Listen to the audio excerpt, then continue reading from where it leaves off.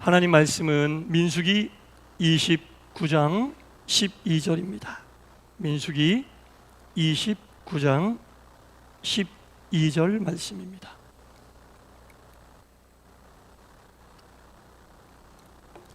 한 목소리로 하나님 말씀을 읽도록 하겠습니다. 다 같이 시작. 일곱째 달 15째 날에는 너희가 성회로 모일 것이요 아무 일도 하지 말며 이레 동안 여호와의 앞에 절기를 지킬 것이라. 아멘.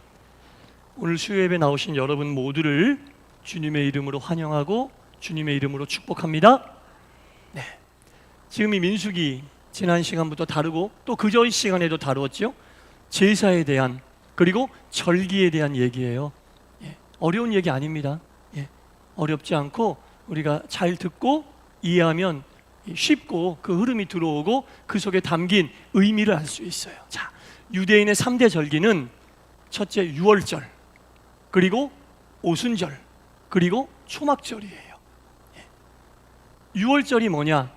하나님께서 이스라엘 백성들을 애굽에서 끄집어 내시기 위하여 10번째 재앙, 애굽에 내렸던 10번째 재앙 가운데 장자의 죽음이잖아요. 그 장자의 죽음 가운데 하나님의 백성들을 구별하여 살리기 위해 문 임방과 설주에 양의 피를 발랐잖아요. 그 양의 피를 바른 집에는 장자의 죽음의 영이 머물지 않고 넘어갔다. 그것을 기념하는 절기가 유월 담을 넘다. 죽음의 영이 피해가는 것을 기념하여 하나님이 우리 백성들은, 이스라엘 백성들은 살려주셨다. 그것을 기념하는 절기가 유월절. 그리고 유월절 날부터 50일이 지나면 그때는 오순절. 오순, 5오자에 열을 순자 합치면 50일. 유월절로부터 50일이 지나면 오순절.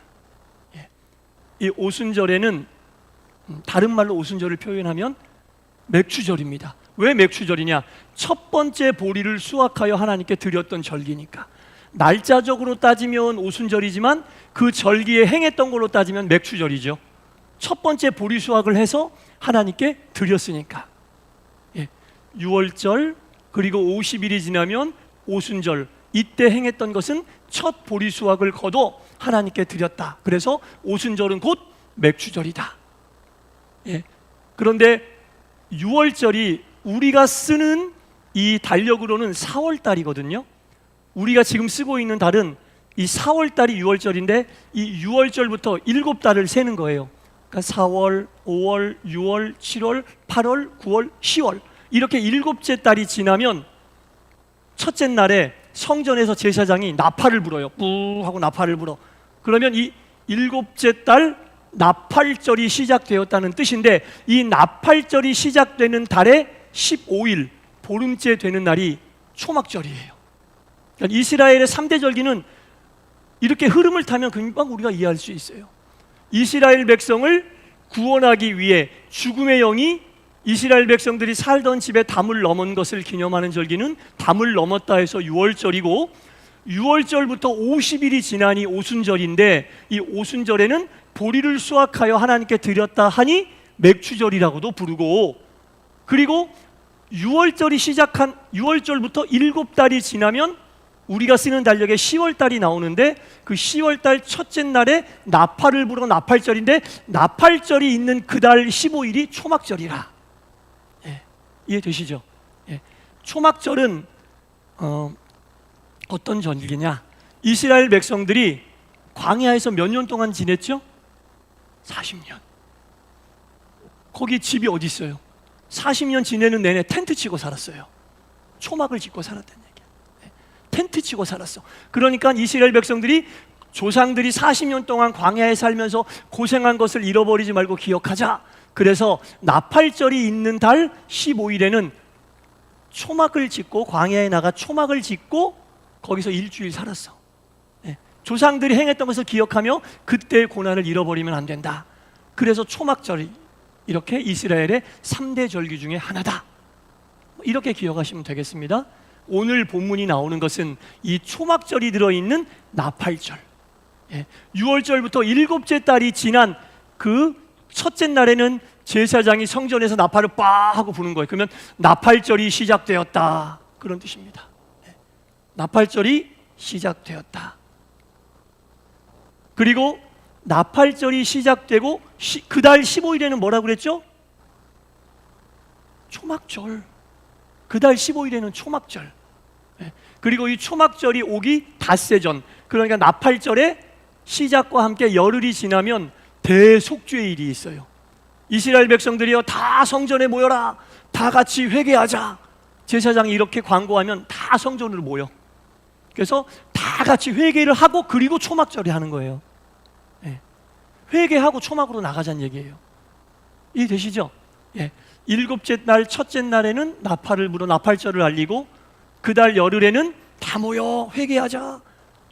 대속죄일 다 같이 회개하고 그리고 나서 닷새 뒤에 광야로 나가 텐트를 치고 초막절을 보내는 게 이스라엘의 절기다.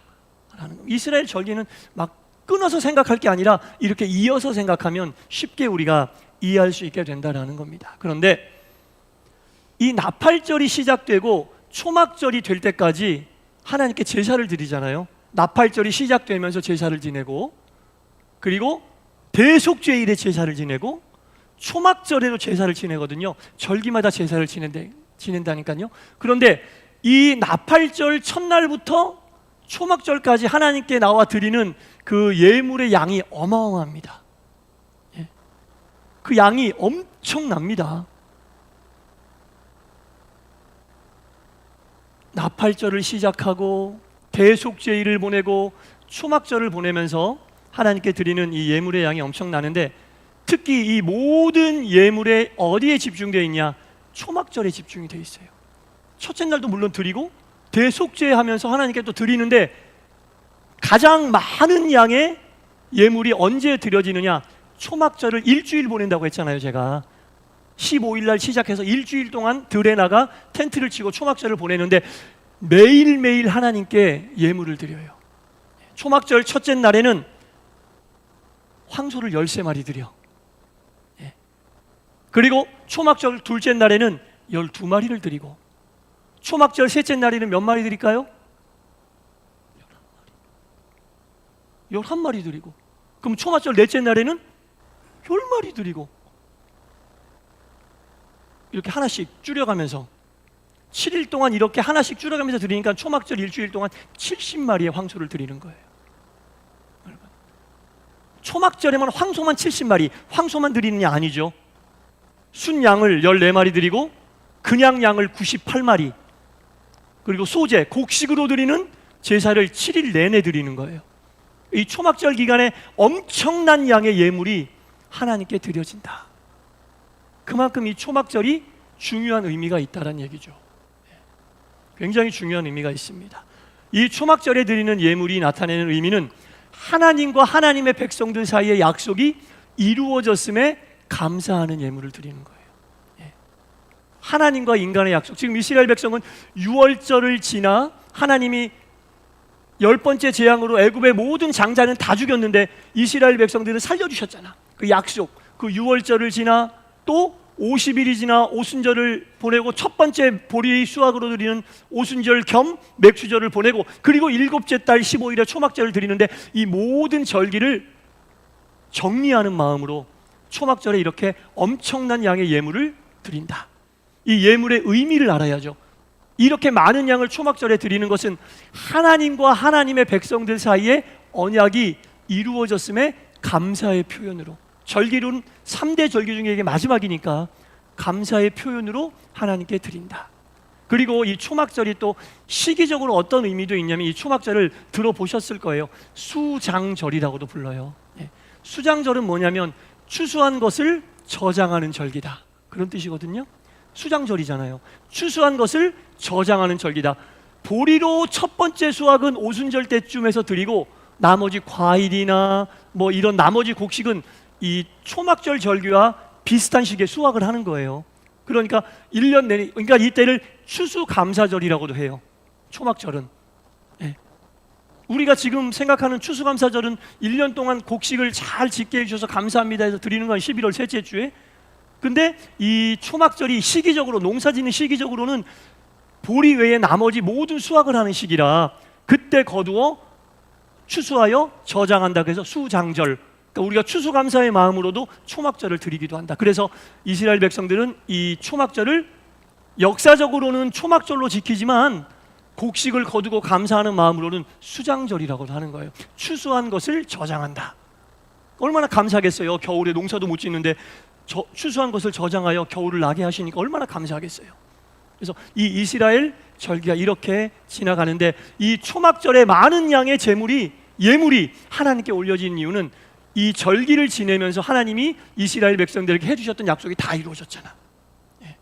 유월절을 보내며 살려주셨고, 오순절을 보내며 성령을 보내주셨고, 보리도 주셨고, 초막절을 보내며 광야에서 어려운 삶을 보내며 또 추수하게 하셔서 겨울도 나게 하시니 하나님과 우리 하나님의 백성들 사이에 약속이 이루어졌음에 감사합니다.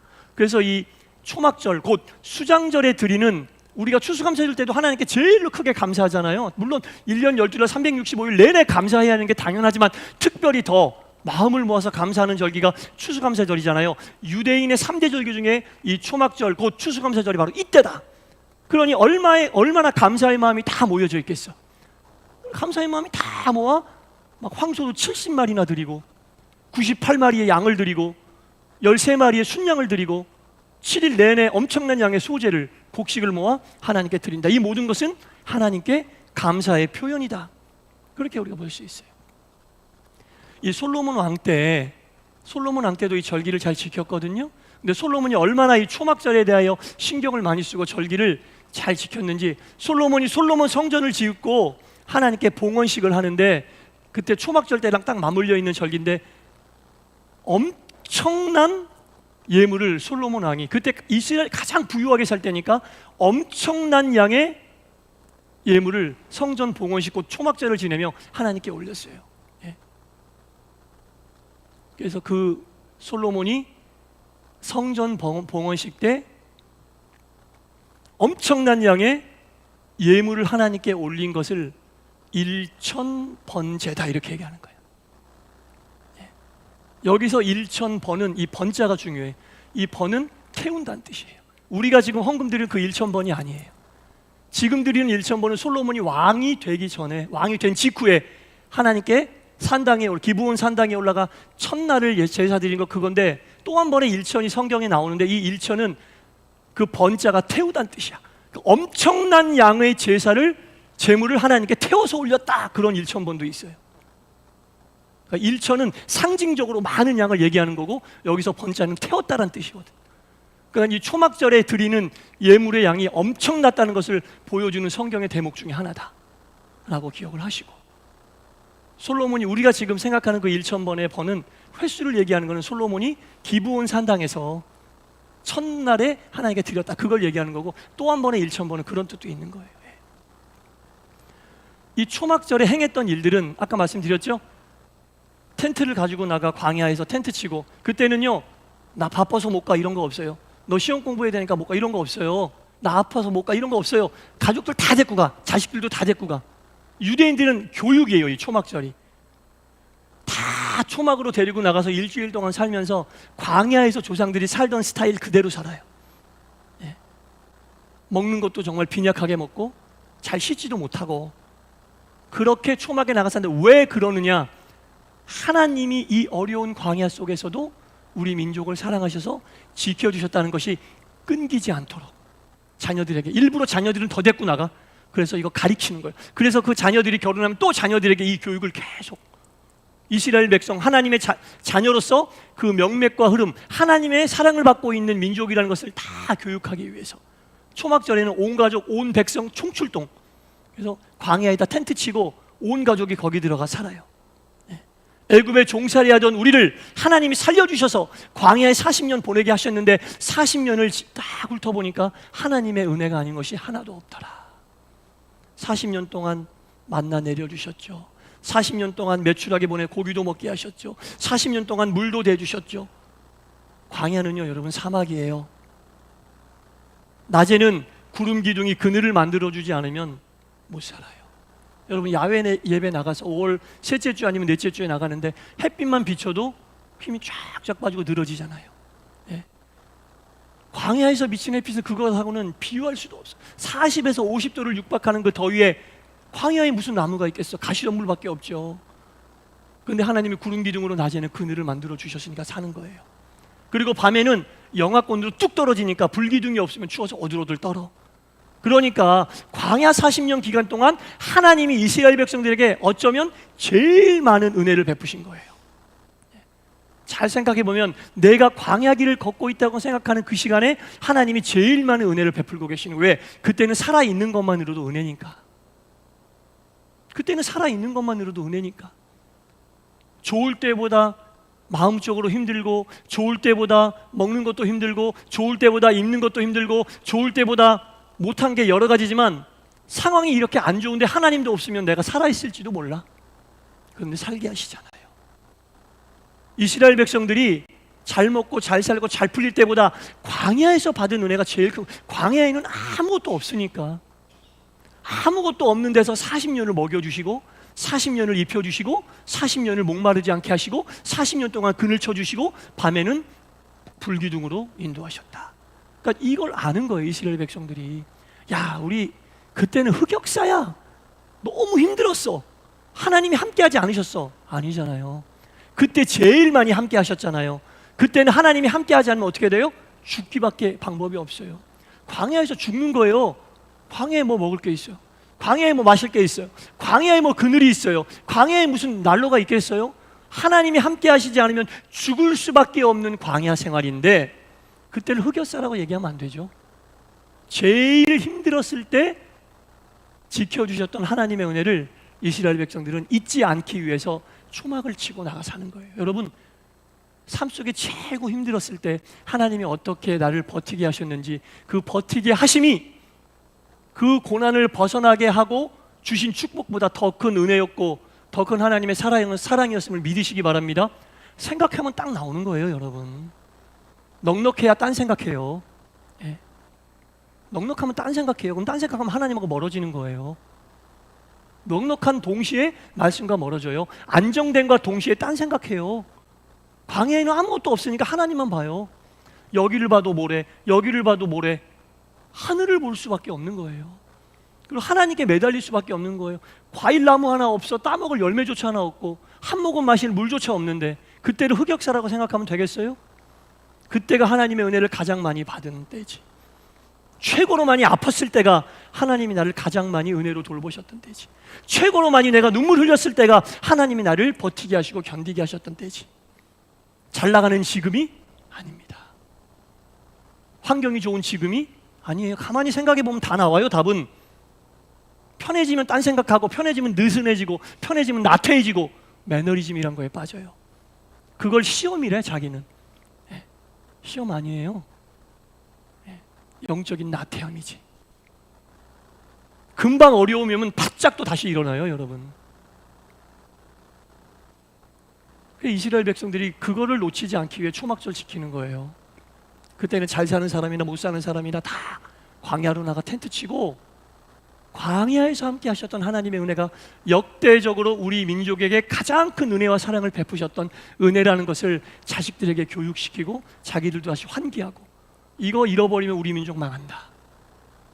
이거 잃어버리면 이스라엘 백성은 망한다.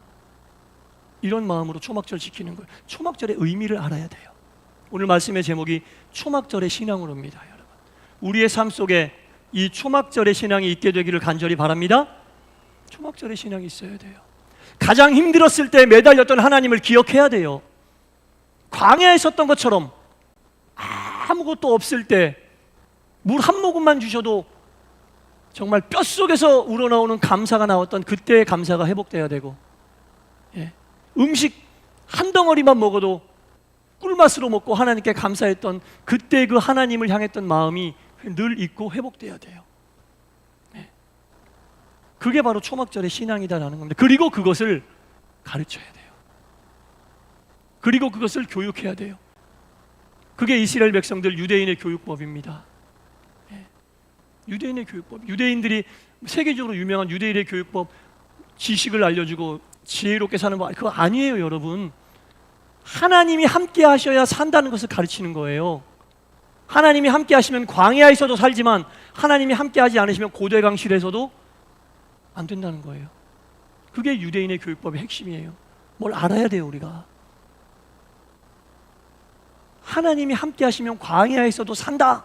이걸 가르치는 게 유대인의 교육법의 핵심이에요. 교회는 그걸 가르쳐야 돼요. 하나님 말씀을 전하는 것은 그런 것들이 들어있어야 돼요. 하나님이 함께 하시면 광야에서도 살고 고대강실이 아니라 텐트 속에서도 살고 뜨거운 태양빛 속에서도 영하권으로 떨어지는 추위 속에서도 다 산다. 그러나 하나님이 함께 하지 않으시면 이스라엘 백성들이 제일 많이 타락한 곳이 가나안입니다. 가나안은 그때 당시 제일 잘 살던 곳이에요. 농경 문화가 화려하게 꼽히고 뭐든지 풍요로웠던 곳이에요.